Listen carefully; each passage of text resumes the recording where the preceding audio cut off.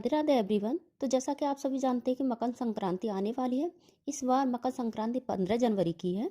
तो हमारे हिंदू धर्म में मकर संक्रांति के पर्व का बहुत ज़्यादा महत्व है। इस दिन किए गए दान और स्नान का जो महत्व है अन्य दिनों की अपेक्षा अधिक होता है। तो संक्रांति वाले दिन दान तो करते ही हैं, लेकिन इस दिन से कुछ विशेष नियम भी उठाए जाते हैं। जैसे कोई पार्वती माँ की मांग का नियम उठाते हैं, तो कोई सौसेरा, तो कोई मान का यानी भांजे भांजी जेठ और की जेब भी भरते हैं, तो कोई सूर्यदेव को लोटा उठाने का नियम भी उठाते हैं। तो ये नियम संक्रांति दिन से स्टार्ट होकर अगले आने वाली संक्रांति तक करते हैं, यानी 365 दिन। कुछ दान ऐसे होते हैं जो डेली ना होकर मंथली के हिसाब से करते हैं, जैसे सौसेरा का नियम ये मंथली में कर सकते हैं, इन्हें रोज नहीं कर सकते। मान पक्ष की जेब भरने का नियम ये मकर संक्रांति में लास्ट में भरें, क्योंकि रोज और या महीने में तो नहीं कर सकते। और जो सूर्यदेव को अर्घ देने का नियम आप इसे रोज कर सकते हैं, क्योंकि सूर्य भगवान को डेली जल चढ़ाने से कुछ आध्यात्मिक लाभ भी मिलते हैं।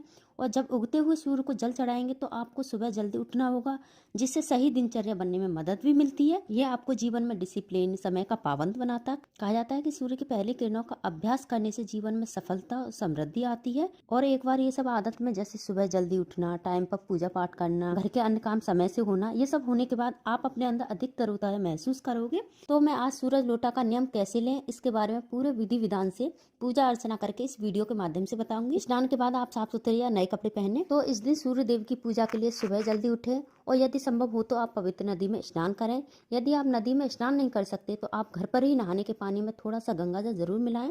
अगर गंगा जल ना हो तो तुलसी की मंजरी भी डाली जा सकती है। अब सूर्य लोटा का नियम कैसे लें मैं आपको बता दूं। वैसे तो हम रोज पूजा पाठ करते ही हैं और सूर्य देव को जल भी देते हैं, लेकिन जब एक बार संक्रांति के दिन संकल्प के साथ सूर्य लोटा के नियम ले लेते हैं तो हमें गिनती 365 दिन बिना गैप के, बिना चूके सूर्य देव को जल देना ही होता है। और गिनकर 365 दिन का नियम ही जो है वो हमें निभाना होता है। अब देखिए, जैसे महिलाएं हैं, उनकी तबीयत खराब है या बीमार है, या किसी ऐसी जगह जाना पड़ रहा है जहां आप सूर्य देव को जल नहीं दे सकते, तो इन स्थितियों में आप गिन लें कि आपके कितने दिन छूट गए हैं। और जब आप ठीक होने के बाद या कहीं से आ जाने के बाद जल देना शुरू करेंगे तो आपको रोज 2-2 लोटे जल भर के छूटे हुए दिनों की भरपाई कर लेनी है। जैसे आपके 4 दिन छूट गए हैं तो आप 4 दिन बाद आप 5वें दिन से सूर्यदेव को जल देना शुरू करेंगे, तो आप 4 दिन तक 2-2 लोटा सूर्यदेव को जल चढ़ाना है। तो इस तरीके से आपके छूटे हुए दिन कवर हो जाएंगे। तो देखिए, मकर संक्रांति के दिन जब आपने संकल्प ले लिया है तब आपको पूरा पूरा हिसाब रखना होगा कि कितने दिन छूट गए हैं और कितने दिन कवर कर लिए हैं, या फिर कितने दिन मैंने जल दे दिया है। जैसा कि मैंने बताया है कि अगर आपको कोई परेशानी है, जल नहीं दे पाए हैं, तो कोई दिक्कत वाली बात नहीं है। आप 2-2 लोटे करके उन छूटे हुए दिन को कवर कर सकते हैं। तो अब देख लेते हैं इसका नियम कैसे लें। तो नियम उठाने का तरीका बहुत ही सरल है। तो चलिए अब जो नियम उठाने की और संकल्प लेने की विधि है उसको देख लेते हैं। तो यह विधि आपको संक्रांत वाले दिन यानी पहले दिन करनी है, फिर उसके बाद हर रोज नहीं करनी है। तो यहाँ पर आपको एक साफ बर्तन ले लेना है, और यहाँ पर थाली में स्वास्तिक बना रही हूँ चंदन से, क्योंकि जो स्वास्तिक होता है वह गणपति जी का प्रतीक माना जाता है। आप चाहें तो गणपति जी की मूर्ति भी रख सकते हैं। ध्यान रखें स्वास्तिक बिना काट कर बनाएं, और स्वास्तिक के अंदर 5 बिंदी अवश्य लगाएं। इसके बाद एक शुद्ध देसी घी का दिया रखें, और यहाँ पर अक्षत यानी कि चावल जो कहीं से भी टूटी फूटी यानी अखंडित ना हो, थोड़ी सिरोली, कलावा, काले तिल, गुड़, हल्दी, गंगा जल के कुछ बूंदे, यदि हो सके तो यमुना नदी का थोड़ा सा जल सूर्य को जल देने वाले लोटे में मिला लें। ऐसा इसलिए क्योंकि यमुना भगवान सूर्य देव की पुत्री तथा यमराज की बहन है, इसलिए सूर्य को जल देने वाले लोटे में यमुना नदी का जल डालने से हमेशा अकाल मृत्यु से बचे रहते हैं। ये सब मैंने एक थाली में पूजा सामग्री पूजा के लिए रख लिया है। तो देखिए, इस नियम का महत्व तो इसलिए ज्यादा है, जो हमारे सूर्य देव हैं, प्रत्यक्ष देव हैं, वो संक्रांत वाले दिन धनु राशि से निकलकर मकर राशि में प्रवेश करते हैं। तो देखिए, इस तरह से विशेष पूजन है, वो आपको सिर्फ पहले दिन ही करनी है, ताकि आप अपने नियम का, आपने जो संकल्प का जो शुभ आरंभ है वो कर सके। जब हम किसी चीज का शुभ आरंभ करते हैं तो गणपति जी का पूजन जरूरी होता है। तो यहाँ हम गणपति जी की पूजा सबसे पहले कर लेते हैं। तो उन्हें लाल चंदन, अक्षत, वस्त्र रूपी कलावा अर्पित करेंगे। यहाँ भोग में मैंने गुड़ अर्पित किया है। आप चाहें तो बतासा, मिश्री, शक्कर, चीनी, कोई फल, मिठाई कुछ भी अर्पित कर सकते हैं। जो भी आपके पास उपलब्ध हो तो इस प्रकार गणपति जी की पूजा करें।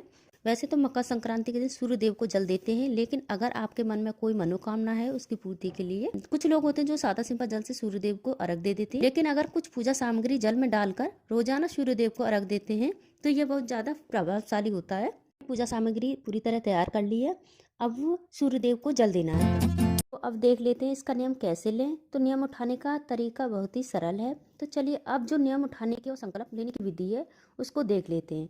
तो यह विधि आपको संक्रांत वाले दिन यानी पहले दिन करनी है, फिर उसके बाद हर रोज नहीं करनी है। वैसे तो सूर्यदेव को जल चढ़ाने का सबसे अच्छा समय सुबह का होता है, जब सूर्य उग रहा होता है। सूर्य उदय होने के 1 घंटे बाद तक आप जल अर्पित कर सकते हैं, ये शुभ होता है। अगर आप इस टाइम सूर्यदेव को अर्घ नहीं दे पाए तो कोई नहीं, बाद में भी पूरे श्रद्धा भाव से दे सकते हैं। तो इस विशेष दिन यदि आप किसी नदी या जलाशय के पास जाकर सूर्यदेव को अर्घ देते हैं तो यह आपके लिए ज्यादा लाभदायक हो सकता है।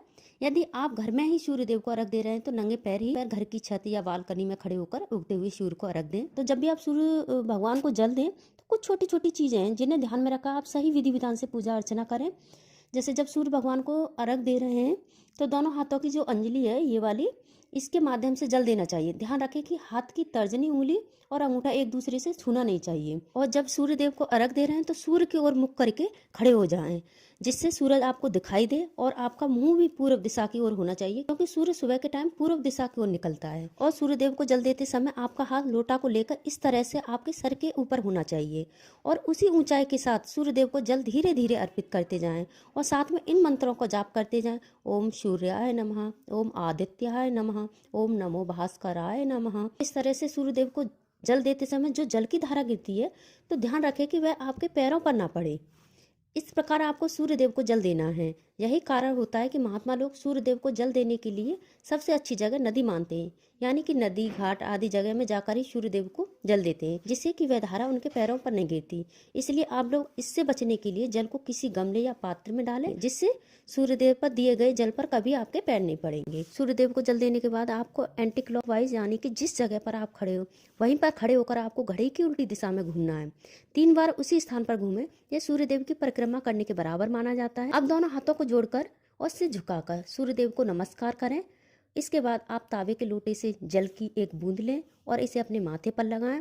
आप ध्यान रखें आप पानी पर पैर न रखें। और इस दिन सूर्य चालीसा, विष्णु चालीसा का पाठ करना बड़ा ही उत्तम माना जाता है। अब भगवान सूर्य की पूजा करने के बाद कुछ दान, जैसे तिल, उड़द की दाल, चावल, गुड़, सब्जी, कुछ धन, अगर संभव हो तो वस्त्र, आप किसी जरूरतमंद या किसी मान पक्ष या ब्राह्मण, पंडित या बेघर लोगों को दान कर सकते हैं। इस दिन भगवान को तिल और खिचड़ी का भोग भी लगाएं और ब्राह्मण या मान को भोजन भी करवाना चाहिए।